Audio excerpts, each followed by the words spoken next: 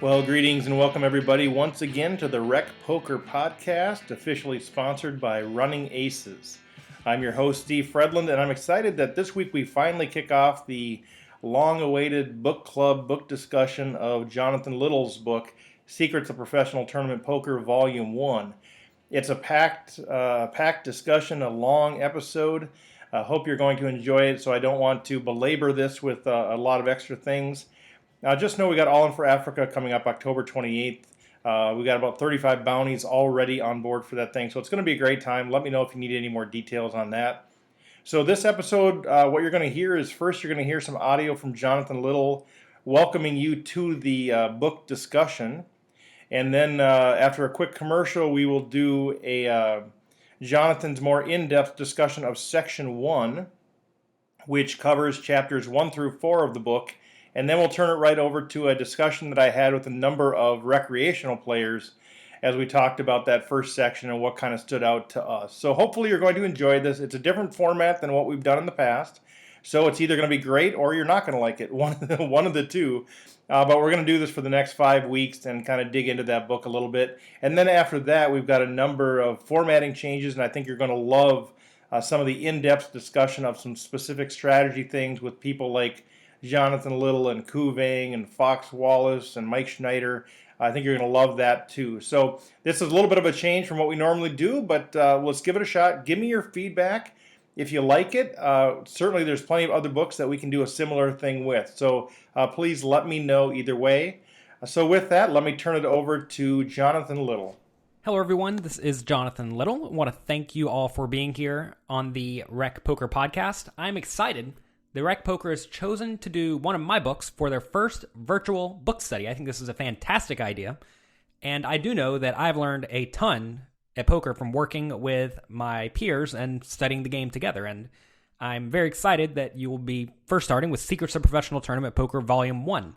This is the first tournament book I ever wrote, and I wrote it with the idea that it would be a timeless book. And it has turned out to be a timeless book where the goal is to teach you how to play and think about poker, not how to, beat specific types of opponents or how to play exactly today. The goal of this book was to teach you how to be a strong poker player indefinitely. So I'm incredibly excited that you all will be doing that. For those who do not know me, I am a professional poker player. I have been since 2003. I have about $6.2 million in live tournament earnings. But at the same time, I started off small. I started with a $50 deposit and grinded it up, mainly playing Limit Hold'em before No Limit Hold'em was even a thing online, and then also Sit and Goes, and then eventually I switched to multi-table tournaments. So if you're a multi-table tournament player, this series is especially for you. That said, there is a lot of information in the book about how to play deep stack, so it also certainly applies to cash games. So if you are looking to improve your game, I suggest you participate in this book club. Running Aces Casino and Racetrack has the best poker room in Minnesota, featuring 24/7 promos on all cash poker games, including earning $2 per hour in comps, plus the most player-friendly tourney structures. Visit runaces.com for daily promotions and the tournament calendar. Running Aces Casino and Racetrack, the official sponsor of Rec Poker. Today, I'm going to be talking to you briefly about the first few chapters of the book. So, Section 1 of Secrets of Professional Tournament Poker is titled How Tournaments Work, and this is an important thing that you just must comprehend if you want to understand why you're playing tournaments, how to beat tournaments, etc. So, the first thing you have to understand is why tournaments are so profitable. And a lot of people have ideas for why tournaments are profitable. A lot of people just think the players are bad. And, some players are bad, but at the same time, you have to understand that, say you normally could either be playing $200 buy-in tournaments or a $1, $2 cash game where you buy in for $200. In tournaments, when you buy in immediately, you are playing with a $200 stack, and that's what your stack is worth. But as you double up and double up and double up and get towards the end of the tournament, you're often playing with incredibly deep stacks of, not necessarily in terms of big blinds, but in terms of buy-in. So if you have, let's say, 10 starting stacks, your stack is worth roughly $2,000. And if your opponents are presumably weaker than you are because you studied the game a lot, then you get to play for large amounts of money with an edge, which is fantastic. And by the time you get to the end of a final table, you're playing for huge stakes. I mean, if you're playing in a World Poker Tour event, for example, where first place is maybe $500,000, well, you just never get to play for $500,000 if you normally buy in for a $3,000 cash game or, something like that. So anyway, you get to play for huge amounts of money sometimes versus weak players. And, you don't get to play for the huge amounts of money all the time, but when you do, you often have a huge amount of equity if you are a good player and you've studied the game. So chapter 2 of the book discusses the fundamentals, and you certainly need to understand pot odds and the importance of position and whatnot, but I think a concept that a lot of amateur players really don't fully grasp is the idea of expected value. And that essentially means that you're not going to win or lose every single time in a specific spot. Like, for example, if you get it all in with pocket aces before the flop, you are going to win about 80% of the time. So what does that mean? Well, it means you're going to lose 20% of the time and you're going to win 80% of the time. And I think a lot of amateur players think when they get it all in with pocket aces, they are, quote unquote, supposed to win 100% of the time because they had aces. But you're not. You're supposed to lose 20% of the time, and that is just how poker works. And so the way it works is, say you get it all in for, let's say, $100 worth of chips. Like, say you're playing a cash game, get it all in for $100. And your opponent puts all in for $100. You own 80% of that pot. So the way you'd figure out your equity in that scenario, your expected value, is you take the total pot, which is now $200, you're 100 plus your opponent's 100, multiply that times 0.8, which will be $160, and that's how much of that total pot you own. So you put in 100, you're getting out 160 on average, so you're profiting $60 on average. Notice that does not mean you're profiting $100 on average, because you're not going to win every single time. And this applies to every single poker situation. Anytime you're putting money in the pot, you have some expected value with that bet, and you want to be making sure, ideally, that you're putting in money when you have a positive expected value. This can also manifest itself where you're getting great pot odds. So say you're going to win 20% of the time, right? But your opponent bets, let's say, 1/10 the size of the pot. Even though you're not going to win very often at all, only 20% of the time, you should certainly stick around because you only need to win, let's say, for simplicity, you need to win 1 in 10 times, but you're going to win 2 in 10 times, 20%. So you're winning way more often than you should, and that means you're going to be profiting in that scenario, even though you're going to lose this pot 20 or 80% of the time, and that is perfectly acceptable. The next sections we move into discuss deep stacked play, and I think that deep stacked play is where poker is often the most fun, and that's because you really can get away with a lot. So a main concept whenever you are playing very deep is you want to think ahead in the hand. You want to think, what is going to happen if I bet, or if I raise, or if I check? And you want to ensure that you are taking lines that lead to beneficial situations for you. So, for example, say you have a reasonable draw. If someone bets and you decide to raise, you want to have an idea in your head of how often are you going to get re-raised, and if you do get re-raised, how will you continue? If you're going to get re-raised a ton, well, you probably don't want to raise where you're drawing in the first place because you'd rather just see the turn card where you're drawing. However, if your opponents are going to fold a lot, or if they're going to call and then check fold on a lot of turns, for example, well, then raising becomes great. So you always want to think ahead about that. And you also want to size your bets appropriately so that you can make reasonable bet sizes, or the bet size you want to make on the next betting round. This comes up a decent amount of the time where you'll see amateur players raise to something like 3 big blinds before the flop, bet 6 big blinds on the flop, bet 15 big blinds on the turn, and then only have like 6 big blinds left going to the river. They clearly did not think ahead because the 6 big blind bet on the river is not really going to accomplish anything. It's going to have almost no fold equity. Fold equity is the money you make from your opponent's folding incorrectly. So you've taken away your opportunity to bluff, and also your options there, you could have either bet bigger on the previous streets to give yourself more fold equity on those streets, or you could have bet smaller on the previous streets so that you now are left with a pot size bet or a 2/3 pot size bet on the river, so your opponent could conceivably fold. So always think about your stack size and how that lines up. So the next thing we can discuss is playing before the flop. and this will roughly take us to about the first 100 pages of the book, you want to figure out which hands you want to raise when everyone folds to you. And you should have a very clear idea of where you are going to at least start your range. Now, you should certainly adjust your range according to the strategies of your opponents. So, for example, when everyone folds to you on the button, you should raise as tight as 40% of hands or so if your opponents are going to be fighting back a lot and 3-betting a lot and re-raising a lot. Alternatively, if they're going to fold every time, you can raise, or not every time, but if they're going to fold everything except for their top 15% hands, everything besides their hands like big Broadway cards and pairs and good suited connectors, well, you can raise any 2 cards because they're going to fold way too often.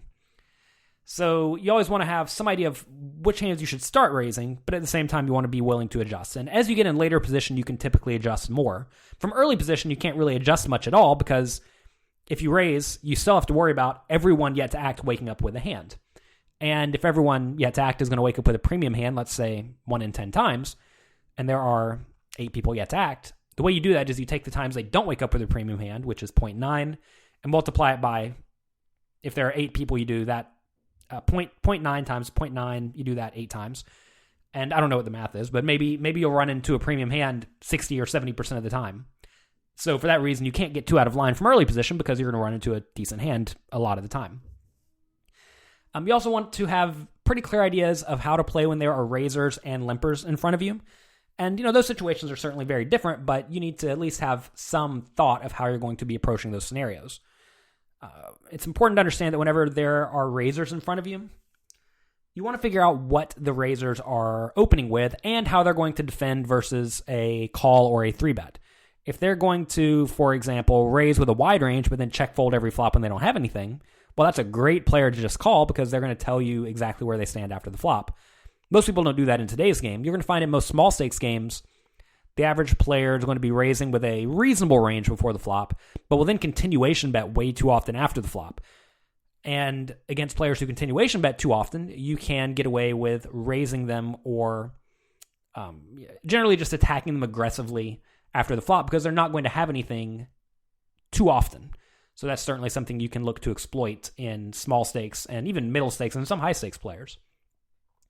When there are limpers, it's important to understand that most limpers are typically playing pretty honestly in the small stakes games, although certainly some players do get out of line and limp with premium hands looking to limp re-raise or even just limp call and completely trap you. And if you think your specific opponent is limping with a range that will be difficult to play against, just limp behind with a lot of stuff. It's perfectly fine to limp behind with ace-jack offsuit and 9-8 suited. You do not have to raise the limpers every single time. I know that a long time ago, a lot of people tried to get it, or a lot of people pounded into your minds that limpers must be weak. You should attack limpers aggressively every single time. And that's just not true. Also, we discuss in this section playing from the small blind and the big blind. Those are spots where a lot of people make really, really big errors, and you definitely want to be thinking about how ranges work and how you're going to be defending from those positions.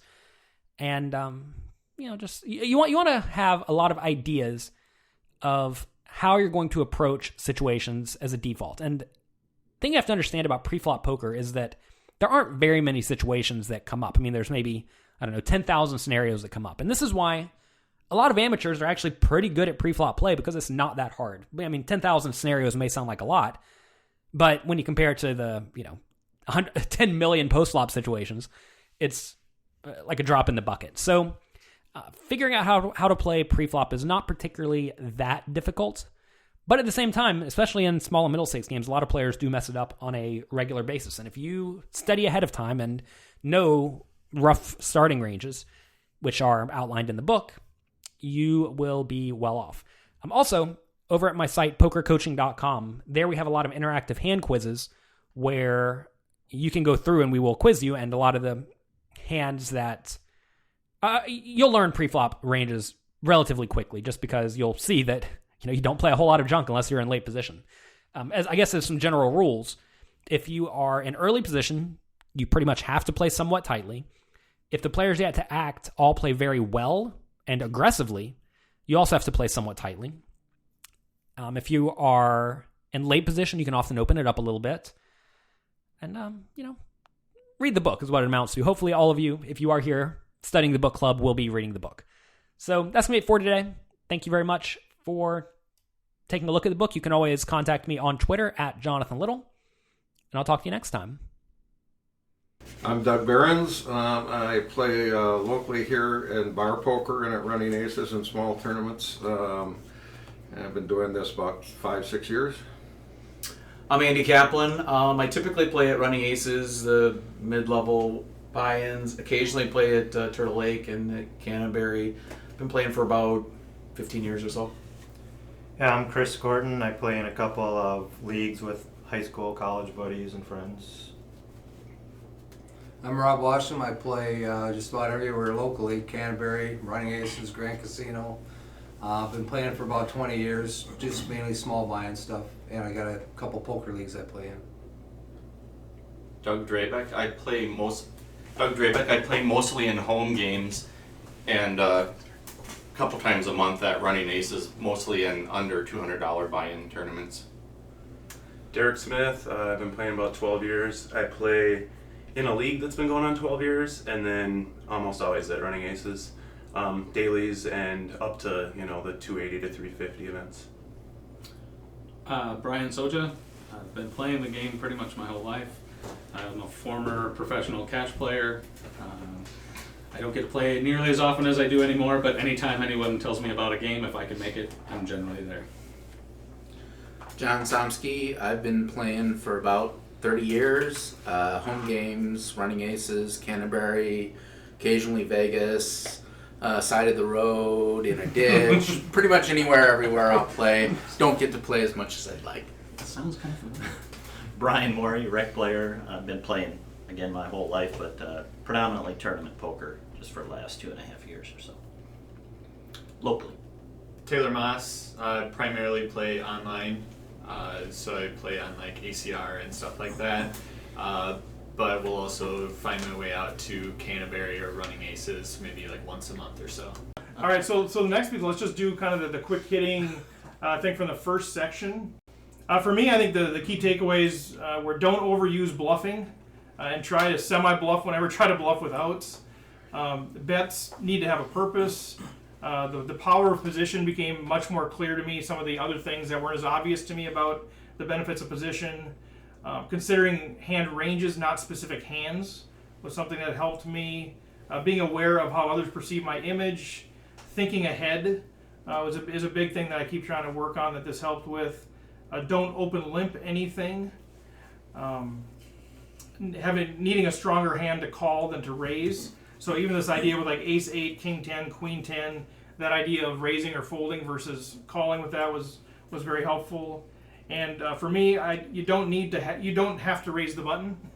It was a good thing for me to. Oh, I had no idea. I thought it was folded you on the button. It was a rule you had to raise. Turns out Jonathan says you don't have to. And then finally, playing smaller pots, deep stacked with a top pair or a over pair. What I was thinking about as I started to read the book, and he immediately gets into some balance stuff that poker is about everything all the time, and you get more into his book, you get even more of that on each hand. But and his fourth chapter was about before the flop, thinking about. So a lot of times I wasn't doing much other than calling the bet or making the bet before the flop, but I wasn't thinking about all these strategies. What should I do if somebody calls me or raises me? And so that was one of the things I know I have to focus on. But the other thing I was looking for was how do I get balance as to how many hands I play and things like that. And I haven't quite got that in the first 4 chapters yet. But which hands do I play? How aggressively? How many chips? How often? Some of this. So that's what I was thinking through that. The one thing you had mentioned it, Steve, too. He's really firm about the open limp, which is interesting because I think when you play the lower stakes tournaments, you see that all the time. And it's hard. I think when you take that down, you're like, okay, if everybody's limping, I have to raise. And it makes sense. But it's one of those things that it's sometimes harder to do, even though your brain tells you to do that. So it just seems like a lot of times you're like, oh, I got an okay hand. I'll just limp in for cheap. And Little really tells you, you should not do that. You should be raising there. I think he's referring specifically to being the first one in the pot. Yeah. I'm sorry. Yep, you're right. That too. Yep. But I think even later he talks about if people are limping, you have to consistently punish those limpers. But yeah, so first in the pot too is the same thing, where it's especially in late position when I think he's saying you're in late position, you should be coming in for a raise with a really wide range, which I still think that's something difficult. It seems like though in smaller tournaments, I've noticed like I'll try to, if the blinds are 25-50 at running aces, and 3 people limp, and you raise to 400, everyone's gonna call you anyway. Exactly. Was it worth? I'd rather almost look at, if I have a mediocre hand, maybe see a flop cheaper than. Well, you just can't get people off the hands. You got to look at each tournament differently. Right. I mean, in those tournaments, there's no way. That's why I limp a lot, because that perspective. I mean, you raise to a normal raise, say it's 50, and you raise to 150, 200.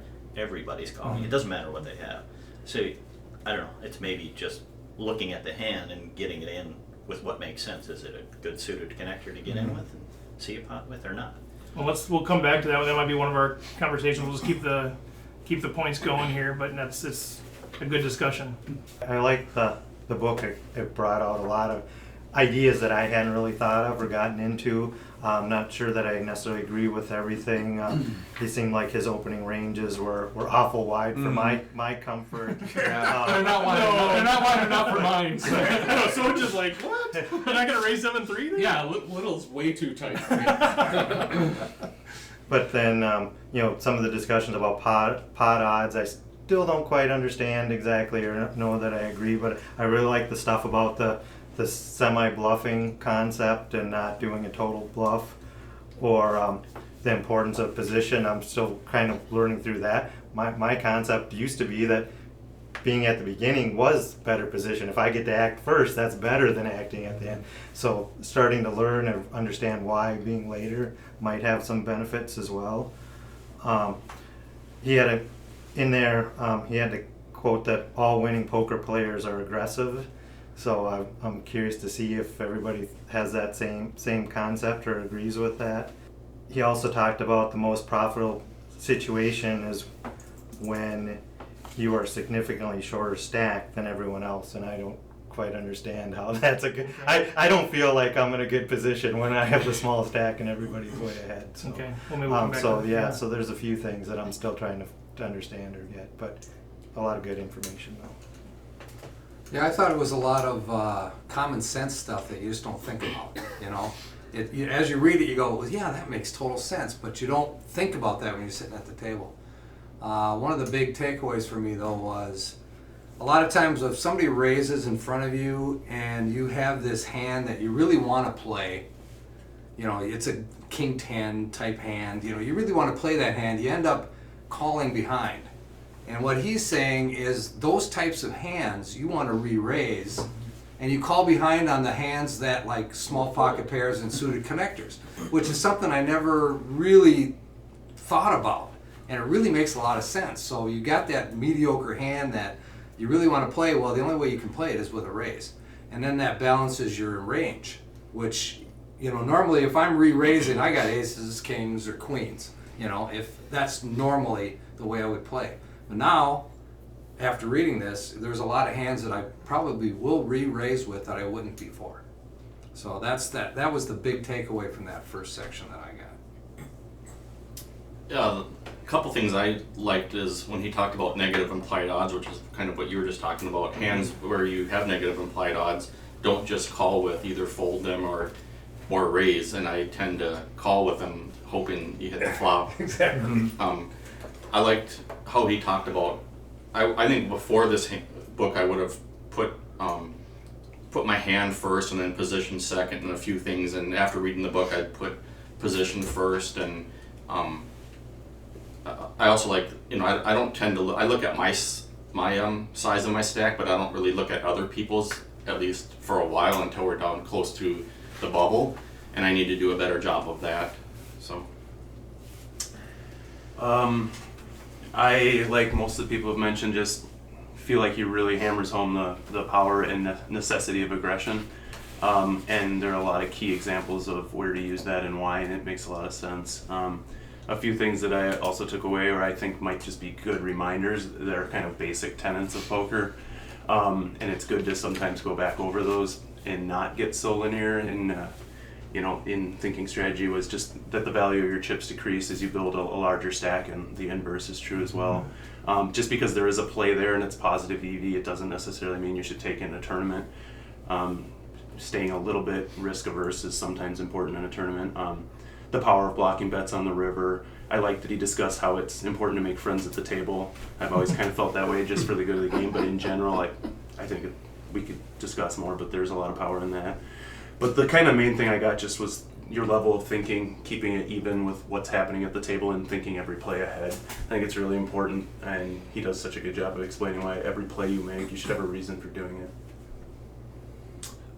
For me, the first time I read this book a number of years ago, I wasn't really balanced with my bet sizing pre-flop, and the opening section of this book changed that. And it really allowed me to start, when I'm later to act, it became an automatic amount how much I was going to be betting before I even looked at my cards. And then if I was later to act, if I was in later position, in addition to watching everyone at the table and seeing their reactions when they looked at their cards and reading their bet sizes, I started auto-calculating in my head what my raise was going to be before I looked down at my cards. Whereas it used to be something where I was aware of what was going on, but then once I looked at my cards, then I started figuring out what I was going to make my raise, because we all know I don't just call. Generally. The other thing that I really liked in his book, that, or at least in the opening section, that a couple people have already touched on, is the fact that as your stack gets bigger, the value of it decreases, versus as it gets smaller, the value of it increases. And I think that that's a big tenet in poker that most people forget, because most people are like, I've got a gigantic stack, this is awesome. Yes, that's great in tournament to have a big stack, but the value of that stack is diminished the bigger it gets. I think, just to clarify, it's Per not the chip. value of Per the chip. stack, Yeah. it's the value Yeah. of each chip Correct. decreases. Correct. Yes. Yeah. It's way better to have a smaller stack. No. Brian Soja, ladies and gentlemen. Well, and he actually says that later in the book. It's really good to have a small stack. No, it's not really good to have a small There are times when actually it's pretty good to have a small stack. Yeah. Granted, in a tournament, you're always going to wish that you have a bigger stack than the smaller stack, because whenever you have a smaller stack, you're always at risk whenever you play a pot. So there is that to it. But there are spots that having a smaller stack is much more beneficial than if you have a big stack in that same spot. So.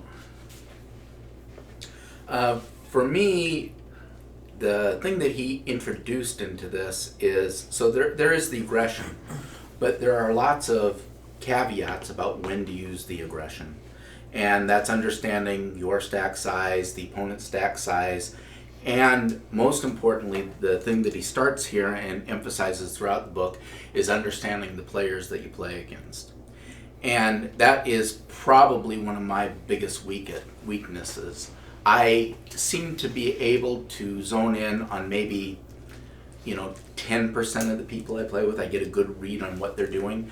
But understanding what someone's range is, and when I get to the river saying, could they hold pocket kings or aces or whatever, most of the time I have no clue.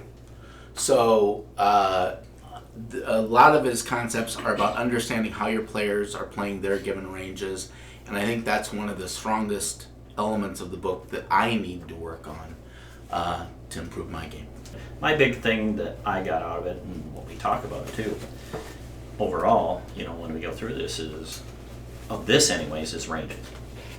Looking at what people, perceive them as loose aggressive or whatever, what they may open with, and try to, go beyond that. And it can be good and bad, depending on the situation, depending on the tournaments. And that's the big thing for me is I play such a range of tournaments. You have to change for every tournament size. A Monday night free roll to a $30 tournament to a $280 or an $1,100 is a totally different play. So it's nice to think about this as more to play how actual poker players should play, right? If everybody was playing like when you play in 1100, you're going to see more play like this, and you're going to be able to get better at ranges on those. It's going to help you as you go up in tournaments for sure. Yeah, I think the first 4 chapters here in Jonathan Little's book are extremely important. I think that they help build what would be the foundation of a good poker player. What he tries to do is he essentially tries to break everyone's thinking down and say, how are you approaching all these different situations, and let's evaluate how you're making those decisions, because all these what seem to be simple decisions poker players make can actually lead you down the wrong path to being kind of like an unprofitable poker player. So he really breaks down, okay, pre-flop, what are you looking at? Why are you betting? When are you doing certain types of things? And I think those are extremely important. I think the things that resonated most with me are, why are you making a bet? A lot of poker players, when they go out there, they go, flop looks good to me, I'm going to throw out a bet. But what are you really doing? Are you betting for value? Are you trying to get your opponent to fold? And I think that is such a key concept that most poker players just forget about, and they go, okay, what do I have to do in this much more complex situation? And really just break it down. Why are you betting? And it can help your game a lot. And then I think the other thing that really resonated was opening ranges. I found it really important for myself to kind of take a step back, not be playing poker, and set up opening ranges for myself in different positions. If it's folded to me, I'm going to raise with these hands, I'm going to fold with these hands. Then go out and play and actually compare what I wrote down to what I'm actually doing. And why am I making those changes? And I thought that was extremely beneficial to myself. Well, I don't know if it was in this section, but just because we had a couple people talk about the watching what other people are playing. One of the things, somewhere in the book, I remember a key thing that really stuck out to me was not just paying attention to what the other people are doing in a situation, but the idea that they may play differently against different people too. So you can't, where I was always, oh, this person's aggressive, this person's conservative, or whatever. You can't just make that judgment off of seeing one hand or what, but kind of keeping track of, well, who are they playing against in that situation, and maybe they're going to play differently as they get better, because I wasn't necessarily paying attention to how they play against, who they're playing against other than when they're playing against me, what they're doing. Well, there's a number of the questions that are brought up are kind of related to hand ranging people, so maybe that falls under that topic. Because I think when you talk about hand ranging somebody, you're saying, okay, what range do I put them on? And that's one of the key things is you'll hear that a lot with I think newer players where they'll just say, well, I put you on king queen. Well, yeah, but that might be part of the range. I think the more experience I get, at least, I think we have to start thinking about things in a range. How does this flop? How does my hand compare to their range of things, of which king queen could be one of them? So I think your question, I think, is part of a broader topic about hand ranging people in general. What range could they have? Recognizing that they might have a different range against a different player. Right. So maybe start there in terms of let's start with the broad category of how do you hand range people, or what does Jonathan talk about in terms of that? Let's do that, but just real quick to touch on something you just said about how you play differently based on what you observe of people, but you had never thought to think about they might be playing differently against certain people. Well, if you're playing differently against certain people, why wouldn't they be? And that's really just the key in the lock, right? If you're going to do that, then so is everybody else, and adjust accordingly, right? Because the image, your hand ranging, which I find is really challenging, you have to take into an image when you're hand ranging, and that makes it more challenging. But to that point, you're going to put someone on a different range of hands based on your perceived image of them, especially if you've been playing for a while. And so that's when he talks about cultivating your image at the table, that's all about, like what Brian said about people are going to range your hands based on what the image you're cultivating, hopefully, if you're doing it right. Which then leads to understanding what their hand range is. So if you've cultivated a super tight image and they re-raise you, that's different than if you've cultivated a super loose image and they re-raise you. Their range now is very different in those two situations, I would say. And he talks in the book about cultivate the image that you that's the opposite of how you play. Yeah. Right. Yeah. The And note that's that like- I have that's super that says interesting. the optimal image for you is the opposite of your playing style, Yeah. which is Right, and you need to change that all the time. I mean, you can't play the same. You got to change it in different tournaments if people think you're tight, and that's what the better players do, obviously. I mean, that's why you see more as you go up in levels, more fundamental play, I think, you know. But depending on who's in there, I mean, if you get in a tournament and there's 5 rec players at the final table versus 5 pros, you know, the pros you can tell are gonna, you know, play to to take an advantage of that. soft spot. It's such a, I mean, the range thing is such a big topic, and I know we could talk for weeks on that. So let me narrow it down a little bit with the question that Rob had put out on the guideline. You had said regarding range construction, Jonathan gives us guidelines, but he also states that he plays large buy-in tournaments against elite competition.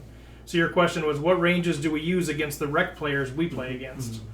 And so I know Derek and Taylor wanted to chime in on that one too, but what, you want to elaborate on the question at all? Or? Well, I just observations when I'm playing. You know, I try to range these players, and I you know, you look at a flop and you look at what they're doing. It's real easy to range a rec player when they 3-bet you, because you know they're doing it with ace king, aces, kings, or queens, maybe queens. Maybe queens. They're usually just calling with queens. But if they're 3-betting you, they usually got one of those 3 hands. And now Jonathan, after reading this section of Jonathan Little, my range is a little bigger now when I 3-bet, right? So as it should be. that exactly. So that's one place where the ranges are different. And then you see, you know, if you raise, you'll get 4 or 5 other people that are going to call you, just because, and they're going to call you with a big range, a lot bigger than this one that Jonathan Little is telling us what it is. Right. And that's what they show up with. So it's you have to be. It's kind of like a minefield when you're playing at the levels that we're playing as rec players. Yeah, you'll see people limp with ace king too, with 3 Yeah, limpers in front of exactly, them. You know, those are exactly. things that it's harder to range. I Yes. think the recreational player. And that's where the question came up. How do you guys Okay. range the recreational player as opposed to, if I'm playing against Taylor, I can probably get a pretty good. I probably could range him a lot Right. better than I can some unknown guy in a $30 tournament. at Right. Kansas. Right. Well, that's where I think Doug mentioned earlier, you're sitting in a lot of the smaller buy-in tournaments. If someone limps into the pot, their calling range to a raise after that point is almost 100% Of everything of everything they limp with. Yes, exactly. It's greater than 100% actually. They usually have the call in before you've announced how much you're raising. Yeah, Exactly. Yeah. So what is their range? Yeah. So what is it's the range of everything. somebody that limps So- and then so- calls a 5x bet with another? You know, This ties into something that you had mentioned earlier, and I believe in the power of this is we're talking about these smaller, more recreational entry point tournaments, right? And if you see a bunch of limping and there's a bunch of limpers in, and what does a raise really accomplish at that point? Well, if you're having trouble ranging players, start putting pressure on them, because as the hand progresses, you're going to start to be able to narrow their range. And so a lot of where you see 3 and 4 betting with lighter cards, yeah, there's negative implied odds, but it also helps you start to thin the field and narrow your opponent's range. So that's what I would say to you is, if you're sitting in a late position in a $30 tournament or $50, $80, it doesn't matter, and there's a bunch of limpers into you, don't stop raising just because you know they're all going to call. You're setting up what you're going to be doing later. It's not, I mean, the first section of this book, there's a ton of talk about pre-flop, and yeah, most of poker is pre-flop, but where your edges are going to come from aren't going to be necessarily from everything that you do pre-flop, it's everything you do after. And so pre-flop is really just a precursor to set up the actions that are available to you later on to help you determine what you're going up against. So if you've got 4 limpers into you, and you're sitting on the button or the hijack or the cutoff, and you've got a hand that you want to play, absolutely raise. Absolutely. Even if then both blinds come along and all 4 limpers, and you're going 7 ways to the flop, who's going to be first to act? Is it going to be any one of those other 6, or is it going to be you? I'll check to the razor. Yep. Yeah. Every single time. And at that point, you have all the options available to you. Now, granted, it hasn't helped you assess what their range is, but it has given you all the power and all the options as to how the hand is going to proceed. Would you recommend raising more there to try to get it down to 3 people instead of 7? I think that if you start varying your 3-bet amounts based on whether or not you want people in the pot or not, it's going to be exploitable. Yeah. And so To those who are paying attention. To those who are paying attention, Yeah. right. So short answer, no. But that's more. I'm comfortable with that. But if you're more comfortable changing it up just a little bit based on whether you want all 6 people in there or not, that's fine. But don't make it vast, right? This is only like when the blinds are small and. Yeah. I mean, honestly, like this book talks about playing like 200 big blinds. Tournaments I play in, I play 200 big blinds for 30 minutes, and you've gotten dealt 3 hands to play, and then it's almost back to standard poker. Then you should raise standard. I mean, it's when you know. But if you know this guy is an aggressive and he's in the beginning, or behind you, maybe you raise a little bit more, just depending on the people that are at the table. Yeah, and if you've got somebody, say for instance that this is a $50 tournament, but you have someone who's in early position that is more of a, not a professional player, but a stronger player, right? And they're in early position and they limp, definitely don't over raise, because there's probably a reason they limped, right? And so they're hoping that something like this scenario happens where it goes call, big 3-bet, right? Because that's how they're hoping to get paid with their big hands. Because they're worried about the same thing that you are, is that if this is a low buy-in tournament, we're in the early stages, we're all so deep. If they come out for an opening raise of, a standard 1.5x or 2.5x or something like that, then the whole table's going to call them. But if they limp, then somebody else might wake up with, king queen or ace queen or something like that, raise for them, and now they can come back around and get their value. So I think that's where you have to be careful and understand, like Brian said, who your opponents are that you're facing. But your standard rec players, if it's four limps to you pre-flop, I've already figured out in my head, okay, I'm going to raise to this as long as I look down and it's not, as long as I have 2 cards. Then I'm raising to this, right? And that's really to just set up things later on. And the other thing too, to Brian's point, when you do make that raise, even though you're assuming, everybody's going to call this raise, if someone then 4-bets you, now you can put him on a range, and now you have the ability to fold. And all you've done was done your typical raise that you've done, as opposed to a huger raise, and now you have to fold more. Exactly. And then you are putting them on a range. If everybody calls, it's still hard to range them, but as soon as someone 4-bets you. Well, even if they call, you're still getting a range of. They called. They didn't re-raise you, so now they've taken away. They've taken away all the They big didn't 4-bet you, so they That's a don't good point. probably have a 4-bet hand. And I think, to Brian's point too, it's always important to take initiative. So even if all 4 people are going to call, more than likely, it's still good to be the one that took initiative, because, like you said, after the flop, you're now controlling the pot size. You're basically controlling how that hand's going to go, usually. Good. All right, how about some quick hitters here? Doug, you made a comment. You thought his opening range was too wide in early position. Yeah, I like his in middle and late position to be. I need to be more aggressive. If I have 9 people to act behind me, I'm still gonna probably fold almost every hand there. That's just me. Small pocket pair, pocket 6s. I'm probably still folding with 9 people to act after me. Is it primarily because you think somebody will have a better hand, or you don't want to play out of position, or what's the main reason why you tighten up really a lot there? Just that I think there's too good a chance that out of 9 people, a couple will have a better hand than me, and then I'm playing out of position. And why get involved when there's better chances when I'm middle to late position? And so, what was his counterpoint to that? Why do you think his ranges were wider?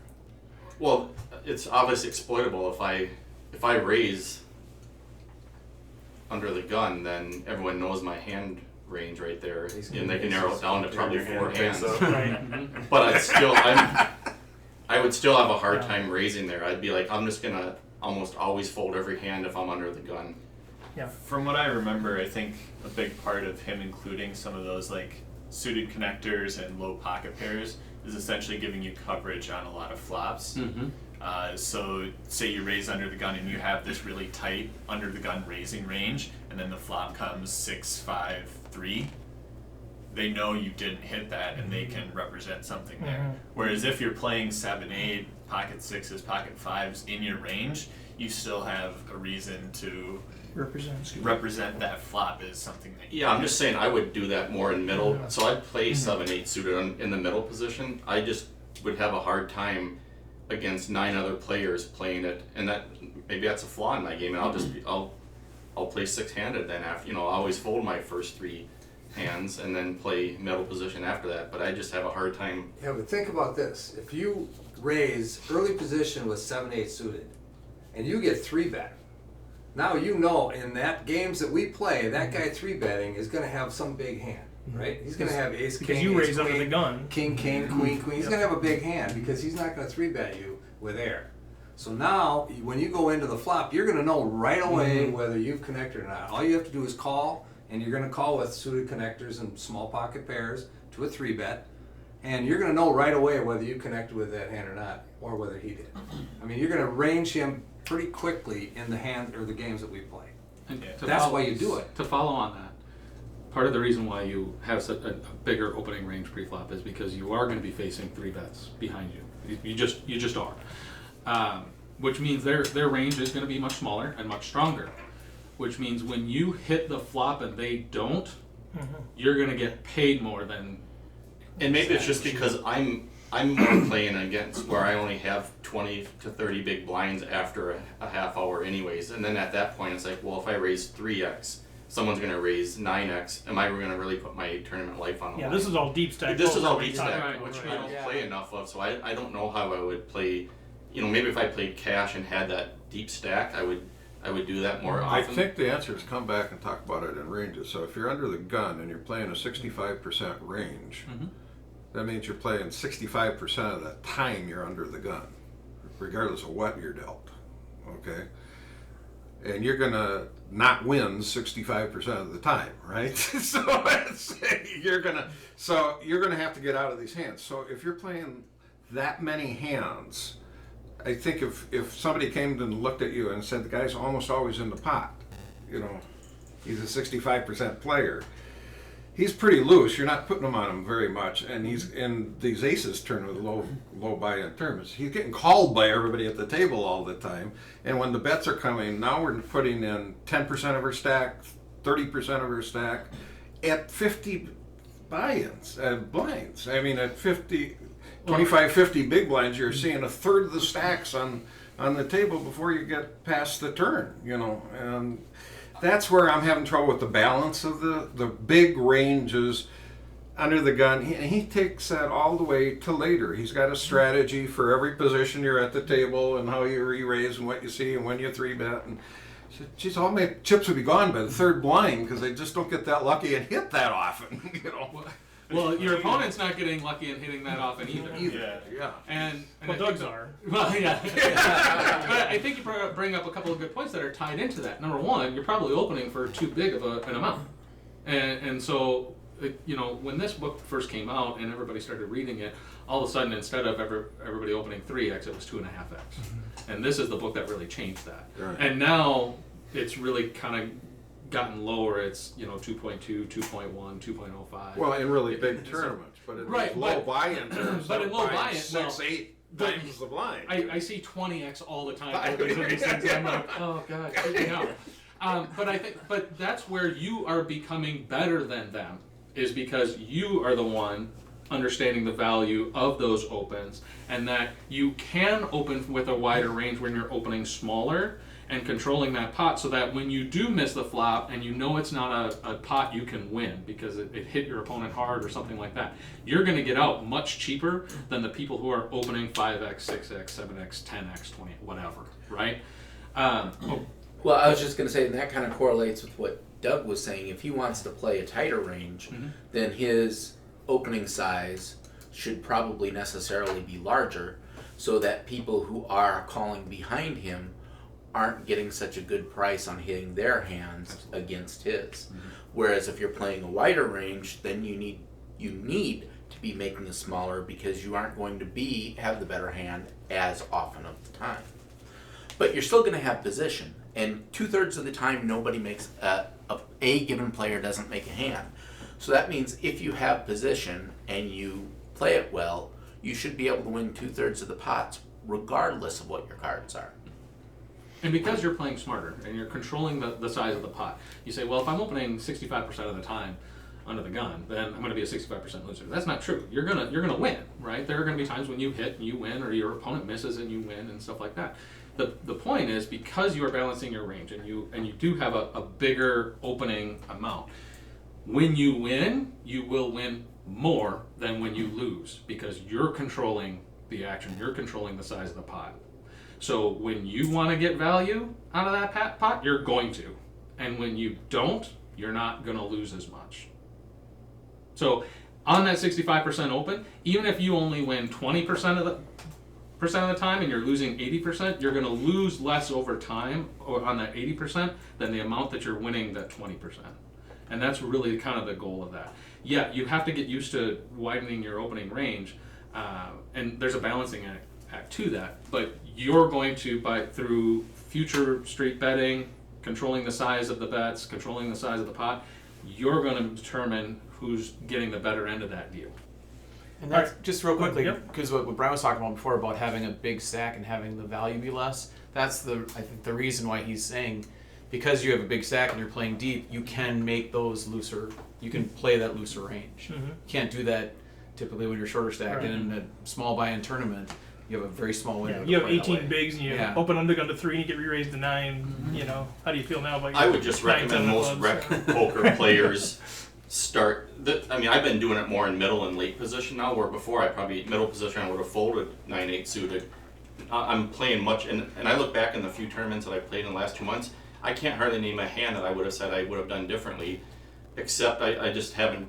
I mean, I'm starting to do this by doing it in middle position rather than early. Mm-hmm. But at some point, then I'll start moving that to an earlier position. But I think this whole thing is a process of getting confident because playing. if you try this too much in early position, Yeah. you're going to get, and then you're a passive player. All of a sudden, you keep folding, then you're down. You just lost half your stack, and you're going, crap. Now I can't play any hand. And it's the same thing with learning how to play suited aces. The ace 3 of diamonds, that kind of stuff. Yep. I think it takes time to kind of learn how to feel comfortable playing those. So maybe early position is something. I think it's just the big issue for me would be when you pick up aces under the gun, and you raise to 2.5x and everybody screams, everybody just leaves, right? And you're like, oh, they're having fun. those are unfortunate. I've never situations. been in a tournament where I've raised under the gun and everyone folds. So I just oh my god, it happens all the time. Oh, I just when I play that. I've never had running aces. I've never. Well, aces. Well, then 7 colors isn't good either. But so I want to just move us along. It's all really good. These I'm going to try to make really more quick hitters. Like I said last time, we'll see how it goes this time. But it's good, right? I mean, I hate rushing through this deal. But just a couple other comments. Doug, you said something about you like the topic of reverse implied odds. I just never have thought about that before. Where I see so many people play King Jack, Queen 10, thinking, "Oh, I hope I hit this flop," and then they do, and then they get burnt. Busted. It's like, oh, someone called you with Ace Queen and you just got busted. So I just like the fact that I'm gonna do a lot more folding of those hands and either raise or fold them now rather than always call and hope that I hit that magical Ace King Jack when I have Queen 10. Mm-hmm. So it's just I think too many people, I see that too many people will call with two-face cards thinking, well, I got a call here, it's two-face cards, and they don't realize that you can actually lose a lot of money there. Yeah. Mm-hmm. And it comes back to controlling pot size too, that I really like the section on, before I think a lot of people just keep putting raises and not realizing what they're doing, and people are calling them going, okay, if you're going to keep raising, I'm going to keep calling you because I got a good hand. But I really I just don't think about that enough. And now last month I've been doing that where, okay, I'm either going to raise or I'm folding it. And I tend to fold them more often now because I'm afraid that I don't know how to play them after a flop, but I'm still trying to learn that piece of it. And I think it's huge, especially deep stack. I think understanding the difference between hands that have deep implied odds and deep reverse implied odds are huge. Pocket fours. All right, I can hit, I can collect huge. If I don't, I'm probably just can fold. Right. In most cases, King Jack. What do you feel good about? Other than an Ace Queen 10 flop, maybe King Jack flop, you feel good about a King 7-4 flop? You're probably not going to get paid much, even if you're ahead, because you're kind of nervously approaching that whole thing. Mm-hmm. But yeah, somebody's got king, queen, ace, king, all of those things. So I think that's understanding what is my potential upside with this hand, and what's my potential downside, and you can see the distribution of pocket fours versus king jack is completely different. Later in a tournament, it might be a hand you just decide to go with if you hit, but early on when you have deep stack, all of a sudden you see people lose 100 big blinds because they hit a jack high flop with king jack and bust the tournament. So I think that's a good point. Another one, Derek, you had asked about equity simulators. What was your question there around, do people work with those, or what resources do you use? Or? I don't remember specifically what chapter where Jonathan just said you should be working with equity simulators a lot, so you understand as you're evolving your range, how that fares against any two cards, just random players against 1, 2, 3 opponents, whatever. And I think it's an interesting topic, and I want to learn more and do more of that study myself, and I'm just kind of curious of what people use to do that. Software or different things, I've literally sat and dealt cards out and sat and took my own notes. I've got one, but I know Rob had something. I have Equalab. That's free. You can get that free. And I've also bought the Flopzilla, which is like $35-40, something like that, for a lifetime. And both of those are, Flopzilla is amazing. You can do all kinds of really cool things with Flopzilla. Give us an example of how you use it. You can, when you put a range of hands in a Flopzilla, and then you can randomize a flop. Randomize a flop for you, and then it'll show you how often that range has what draws and what hands it made. It'll make top pair X amount of percent of the time. This range against a random flop will make open-ended straight draw X amount of percentage of the time. So you can start really seeing how those different ranges handle each different type of flop. So if you range somebody, you put that range into Flopzilla and then just do some randomized flops. Now you can see how that range is performing against. Yeah, because that would be good, because I've always think, I use Poker Cruncher on my phone, just specific hand, when you're looking back, I wonder what I had there for equity, blah blah blah. Assuming you go to the river. Right. But I'm always curious about that. If I play 9-7 of diamonds, how often am I going to get a flop that I can continue with? Right. It's not. I don't want to know how much will this win against Ace King if we see all 5 cards. Because I'm not in an all-in situation. I just want to know how many flops will I see that I'll feel good about, whether it's a draw of some kind or a pair or whatever that is. Yeah, and I think what Rob's talking about is really good and really valuable information, but for the normal recreation player, is probably just one step too high. For a normal rec player, I think they should definitely just start with, when you have these types of certain situations on these types of flops, what is your equity against certain hands? So say you have Ace King suited and you get a flop that's 9-7-4 with 2 of your suit. How are you doing against certain types of hands? And it kind of helps you develop how aggressively you should be playing those hands. So if you have Ace King suited and someone has top pair and you've got the 2 overs and a flush draw, you're in a pretty good spot, even though you're behind. If they have a set, you're actually, I believe, a little bit behind, but not too bad.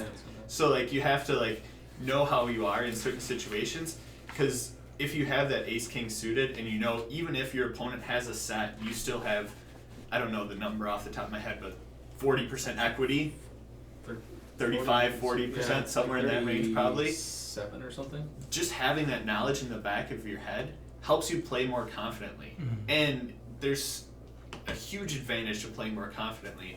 And Steve was kind of talking about this before, but to take another spin on it, when he was talking about knowing what you're going to open with, and it helps you simplify things, I think that makes you play more confidently. You get dealt your hand, you look down, you go, okay, this is one of my raising hands.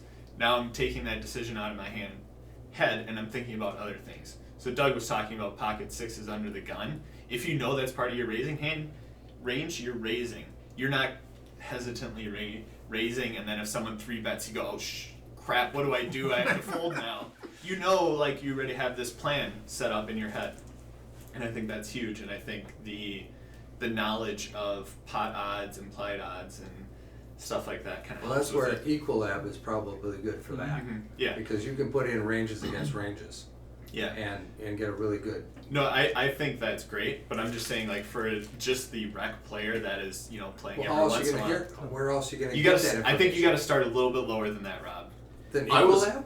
Yeah, I was just, when I got here early and I just sat there and would flop 3 cards thinking, what if I raised with 10-9 under or in the middle position and the flop comes this and someone, I was going through in my mind, what would I do with this flop? What, if I check and they bet, what would I do? And that was really helpful. I've been doing that, just thinking about that. So I don't have the software to do, I mean, I don't download the software, I'm sure I could, but just even going through that was helpful for a rec poker player. Well, another approach to that, and Jonathan Linethel referred to it, but I've seen it in other places. There must be somebody, I have not stumbled into it, but in a poker book or something where they talked about memorizing hand ranges and tables where they say, under the gun, think about this range to be raising with, and they move you through, and then how to react. And he goes through that in these later chapters with which hands to play when you're at this many blinds and this. The problem is I don't have this encyclopedic mind that can recall all that when I need it, and say, oh shit, I pulled the wrong range. Poker Stove is still around, isn't it? Yeah, Poker Stove is. Poker Stove is really simple. I think that's where, to Taylor's point, is a starting point. Yeah, that'd be something to start is with. like You Poker can do Stove, what you because were- everybody's, I assume, has seen like those charts where it's just a big square with all the little squares in it, Like this. and like a colored arrow, right? Yeah, Poker Cruncher does Yeah, it too. Poker Cruncher does it, and Poker Stove doesn't do it, but it does a calculation. it does a calculation, and something that you can actually put on your phone that's super simple. It won't give you equity, but it gives you percentage to win. It's just Poker Odds. It's a super simple, cheap app. You plug in your hand, you plug in what their hand is, and plug in the flop, and it'll just give you a straight percentage of how often. If you can even just start there, because a lot of rec players don't even do that. They're just like, oh, I've got ace king, and damn it, I missed the flop, or whatever. Oh, okay, well, I pulled a table of just what are the odds to get a to hit it. full house Well, or and something? And I would say too, even understanding that there is a concept such as that. Yeah. For a lot of players, it's kind of a new thing. I remember when I first actually thought about this idea of equity. Equity, I know it right. sounds funny, like even Yeah. think that there's an idea of like, what are my odds here versus just going, well, I think I don't know, maybe I feel lucky. Yeah. That kind of thing where you just kind of move past that to there actually is something behind the decision making process where people are actually figuring out what are my chances of winning here. So even just I think a realization that is a concept, and then whether it's dealing out cards yourself or just finding somebody that published the odds or something simple, I think is a good start. Well, tied into this is he opened that conversation when he starts doing calculations in the first 4 chapters. So that you have your hand equity, but there's also fold equity. Right. Mm-hmm. And so it isn't just whether your cards are going to get to a showdown and win, because we got all these other things. So a hand equity of 30% might still be worth playing if the pot odds and the fold equity and a whole bunch of other If you're things playing come in. aggressively, that's where it comes back to. If you're playing passively, and you're always going, I hope they don't bet, or they bet, and should I call? Right. Then all you have is hand equity. Yep. Right. I think that's the key concept is to win, you can win it 2 ways. You can either have the best hand or you get your opponent to fold.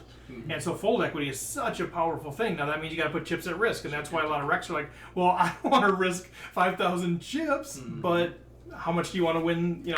It's an interesting dynamic, the combination of those two things. So that's where if you can be aggressive so you get the fold equity with hand equity, that's obviously your best case situation. I think that's a good point in the book too, is that he does introduce the math and talks about the math and goes through some of it, but he doesn't go overboard with it. There's a lot of poker books that get really deep into the mathematics. And I think Stochastic modeling. the important thing with him is understanding the concepts and understanding why you're doing it. Yeah. Like Steve says, there's more than one way to win a pot, right? There's tons of different ways to win a pot. Well- But to the aggressive passive standpoint, when you're passive, your options become much more limited as to how you're going to win that pot. You basically have to hit. You have to have the best You have hand. to have the best hand. All right, so let's. Go ahead. One Yeah, last one comment more on this. thing. Yep. I think as rec players, certainly in my learning curve, the biggest leak is folding, not giving credit to my hand equity. Those pocket 2s still have a chance of winning against the pocket aces, but you dismiss that entirely because it's a small, and you forget all this other stuff that's going on there. Maybe you could get them off those. Fat chance, but in a low tournament at aces, you're not he's not folding his aces. But Well, if you think you have fold, it doesn't matter if you have twos or whatever. two you have. twos on the board, yeah. and your two's up. He's not folding. All right, so we'll make these really quick hitters. I got 3 more that were questions from Chris, so we'll take one lucky person gets to respond to the questions. And Chris, you can help me if I'm not stating your question correctly. But one was you had asked about the pot odds. He made a comment on page 28 to 29. If you think you are better than the opponents at your table, you need slightly better odds than break even. If you think you are worse than your opponents, you need slightly worse than break even. Also, does everyone agree with using pot odds? I tend to fold if I think I'm beat, and I try to use pot odds to get more out of opponents who seem to be using it. So you want to elaborate on that, or is that? Oh, okay. Yeah. Well, so I'm not even sure I don't understand his statement of it seems backwards or whatever. But Okay. but then as far as pot odds goes, when I'm looking at stuff, I'm like thinking, okay, instead of just looking at, and that even goes back to the last thing of this idea of I have all these situations. If I have these cards, I'm doing this, and if I have this cards, I'm doing this, and all set.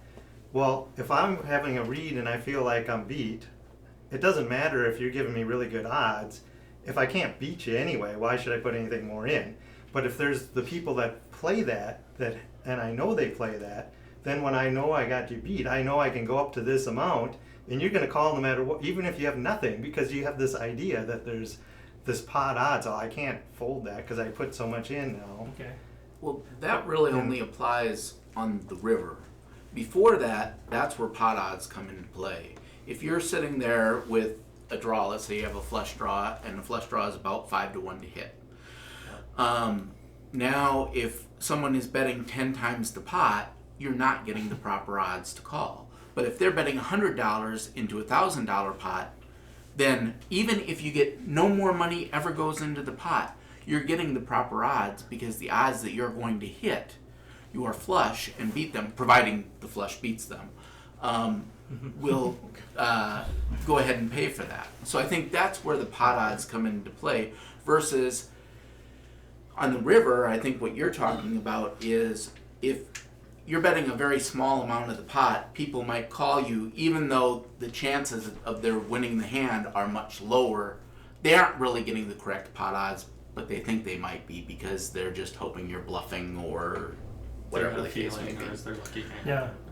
And I think your first question about, you need slightly better odds than break even if you're better than your opponents, that comment, the way that I interpret that is, if I'm playing heads up against Phil Ivey, I'll take a 40%. I'll take, if I got 40% equity pre-flop, I'll just get it in against him. You're gonna have to get lucky to beat him. Because I'm gonna get, I'm not going to beat. I don't think I'll be able to outplay him. So I'll take a 40% shot there to beat Phil Ivey heads up. That's obviously an extreme situation. Whereas if I'm playing my wife who's never played the game, I'm not even going to take a 60-40 flip. Because you figure there's better spots. Because I think I'll be able to win, use that edge over the long run. So I think that's kind of the general idea of it. So if you're playing at a table where you feel like I'm kind of outmatched here, and I'm not really getting the right pot odds, I'm not getting the 9 to 1 or whatever I need, but I'm getting 12 to 1 or something, I might just say I'm going to get it, or 7 to 1, I guess. Yeah. Pretty good. I get the opposite. Yeah. But I might just say I'm going to get it in here because I need to make something happen. I need to get more lucky, versus saying I think I can outplay this table. I'm going to wait for a better spot. So I think that's the language behind there. I think another way to word that is... I think a better way to say it. Well, no, I mean, no, please. Just another way to look at what Jonathan was saying in the book was, the weaker you are relative to the player, the more you want to accept variance. The stronger you are Yes. relative to the player, the less you want to accept variance. So, for your example, playing against Phil Ivey, probably your best bet of playing him is to play all in High or fold. variance. Yep. Right? Just don't make one decision, and don't let him make multiple decisions, because over time he will make better decisions than you. Yeah. No, you're right. That was better. Well, more well said. And No, it's a different way to say it. But you're right. You should just take over leading this whole thing. Oh, seriously? No, that's fine. But to that point too, that's a good reason why it helps to know the pot odds, and that's where it gets really complicated. If you're a math person, I'm not a math person, and you know those odds really, really well, you can make better decisions. But when you're in that point where, at least if you're ballparking on the pot odds, at least that can help you make a better decision in that case. Starting to think about it's better than not thinking about it at all. Right. And that's why I say starting with something like just the poker odds calculator is a huge help, right? Because if you plug something in and it tells you it's 25% to win, everybody knows what that is as an easy fraction, 1 in 4, right? Okay, so I got to get better than 1 in 4 on my money, or 4 to 1 on my money, to be in this pot, right? So if there's a $5,000 pot and somebody bet out 500, what am I getting on making that call? I'm getting 11 to 1, right? I'm getting the 10 from the pot plus his 1, that's 11 to 1. Well, that's way better than 4 to 1. I'm never folding, right? So just starting to think about those concepts. You don't have to go through a lot of the complicated math that is in poker to start understanding these concepts and applying them. And pot odds is probably the easiest one to really start kind of thinking about and understanding where you sit in relation to what's going on.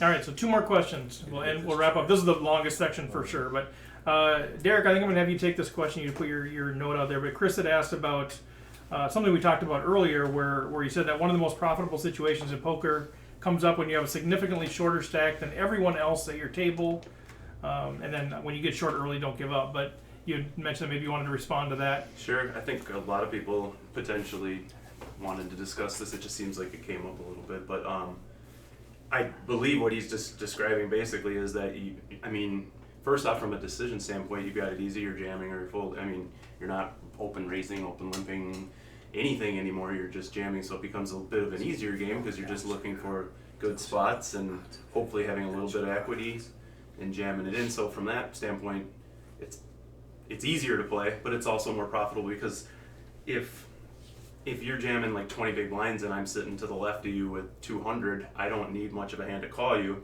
So now your range is going to smash my range, my calling range. Generally, unless I wake up with a huge hand, I'm going to call you down with 7, 8 or something because it's a tenth of my stack. So typically, you should be getting it in and getting called by worse. So you're going to have a much better equity. I would think against a much larger stack calling off. Obviously, people wake up with big hands too sometimes, but I think that's what he's describing. So. Yeah, and he tended to describe profit in terms of expected value. So like some of your highest EV plays are when you're short stack because of things like that. Sure. I mean, when people call you, you ostensibly should be ahead. You know what I mean? You should hopefully be getting it in better. Okay, and then one last one, and Taylor, if you want to respond to this one, you can. Chris had brought up the question about when someone leads into you and you're the pre-flop raiser. You had mentioned that whole concept of that when you raise pre-flop, and then the flop comes and the person who's first to act leads into you as the raiser. And what was your? Because I actually used to think that being the first one to act was the benefit, not being last. Being earlier in the hand was the benefit because I was in control then because I got to bet right away. And now all this concept is always, oh wait, if you're on the button, you have way more power than under the gun. And so I think a lot of people might have been thinking, oh, he's got something really good because that's the way the books are saying. And I'm thinking, oh, I have a decent hand and I want to bet and I want to have the power. And but that's when you have a decent hand too. Right. So if you don't, then it's exploitable that we know you didn't raise. So I'm going to raise for sure. Or bet. This is sort of one of the topics he talks about early on under fancy plays, but it depends on your stack size. If you're short stack like I am almost all the time, a really powerful play, if I came into that pot after you raised and I'm first to act, is to bet out. Okay? Particularly if you think I'm very tight and that flop is 8, 7, 5 with 2 spades, and you look at your pair of queens and Doug's betting out on that happily as can be. What do you do? It's just a hugely powerful position raised. Now people behind me with huge stacks might say, okay, Doug, you want to be all in? I love this situation. It's called a donk bet for a reason because donkeys will do it, as they say, the weaker players at the table. And if you go back to what Jonathan Little talked about earlier, there has to be a reason for your bet, and he lays out it's either for value, for protection, for information, or as a bluff. And usually the donk bet is for information. Someone saying, I either caught a piece of this flop or I like it in some sort of way, I'm going to throw out a small bet to see what you do. And they're really testing you, and if you're folding to that a lot, you're giving into exactly what they're trying to get you to do. Jonathan Little talks a lot about how he likes to raise this bet, and it's something that I hadn't thought about before I read this book. I took that piece of information, I wrote it down, I highlighted it, and I said, I'm going to try this. And it works so dang well. It's just unbelievable how they're betting for information. You just come back at them, and if you think about like this like leveling game of I'm thinking that you're thinking that you're thinking that I'm thinking type of thing, if they're betting and they're getting raised, what's going through their head is, do they have an overpair? Which they can't rule out from your hand. You raised, raised they bet into you, and then you raise back at them. They can't take that overpair out of your range, and it makes it really tough for them to call. Yep. It's a crazy valuable move, and I really glad I read this book just to see it. Likewise, just even calling that and seeing another turn card to see what they're going to do. How much did they actually like their card, or their cards on that flop, and what that turn card did. Did that turn card bring an over card? Now they're scared, because they likely either hit that flop and didn't have this turn card, and now they might be scared of it. And you just kind of get into this like mental battle with them, where you're in position because they're donk betting into you, and you're always going to have that value up position on your opponent. Yeah, like this was like a new term for me, and I wasn't even aware of this unwritten rule that if somebody bets pre-flop, you're supposed to check to them that's what you're supposed to do. Well, my thought is if I have something, I'm going to bet, and if I go, well, now then I see it's a check to written them. rule, John. Now it's a written rule, right? Well, why don't we? But he talks about too that when in limited times when you do that, it creates something that is unusual. It creates confusion. Yeah. So, I mean, it can create confusion, but I think Taylor's point is right. That most of the time when you do that, a good player is going to re-raise you. It can be very effective. And then you're in trouble. Against a less experienced player, it can be very effective. I know Stacy was coming later. He uses it quite a bit in lower level tournaments because people just don't know what to do. They're like, oh, I'll just give up my ace king, you know, because obviously you hit that flop clearly, you know, so it can be effective. But yeah, I think more experienced players will see that and kind of put you to the test. Well, and besides just information, a lot of people, rec players, will lead out, do the donk betting. They think it's a blocking bet, or they're trying to control the pot size from early position because they have a draw or whatever. So they think that if they put out a certain size bet, that they can just get you to call. They forget that you have the power to raise them, right? And so they're saying that I have a draw, and so I'm going to put this amount out there because it's essentially right. And if you come along, then I'm still getting the right odds, and I can make money on it. And if you tell them, oh, no, we're not going to play for the odds that you want to play for, we're going to play for the pot that I want to play for, now all of a sudden, even if they did hit that flop, or they do have a decent enough draw, now you're making the odds incorrect for them to still come along. And they're going to check the turn, and then you can see what you want to do there too. Exactly. Yep. All right, well, let's wrap up part one. Thanks, everybody. Running Aces Casino and Racetrack has the best poker room in Minnesota, featuring 24/7 promos on all cash poker games, including earning $2 per hour in comps, plus the most player-friendly tourney structures. Visit runaces.com for daily promotions and the tournament calendar. Running Aces Casino and Racetrack, the official sponsor of Rec Poker.